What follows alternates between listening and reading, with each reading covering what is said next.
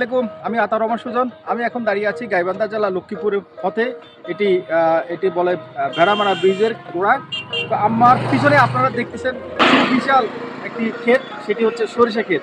এখানে প্রচুর পরিমাণে মানুষ বিকেল হলে দেখতে আসে, ঘুরতে আসে, এবং এত সরিষা ফুল ফুটেছে যে এটা দেখতে আসলে সবারই ভালো লাগে।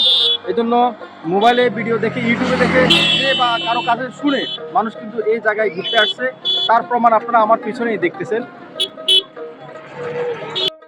সরিষা ফুলের সৌন্দর্য, নীল আকাশের সৌন্দর্যের এই প্রকৃতির দৃশ্য পৃথিবীতে আর দ্বিতীয়টি নেই। শস্য ফুলের সৌন্দর্য একবার দেখলে শুধু সারাদিন দেখতে ইচ্ছে করে।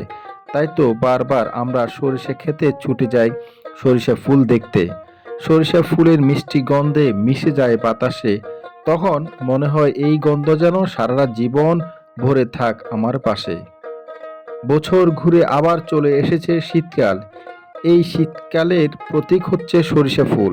আমরা সবাই এই শীতকালে সরিষা ক্ষেতে বেড়াতে যাই শুধুমাত্র ফুল দেখার জন্য।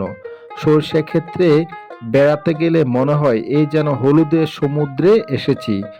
এই হলুদের সমুদ্রে একটু হলেও গোসল করতে ইচ্ছে করে। তাই আপনারা যারা সরিষা ফুল নিয়ে বেশি আগ্রহ দেখাচ্ছেন তারা অবশ্যই সরিষা ক্ষেতে চলে যাবেন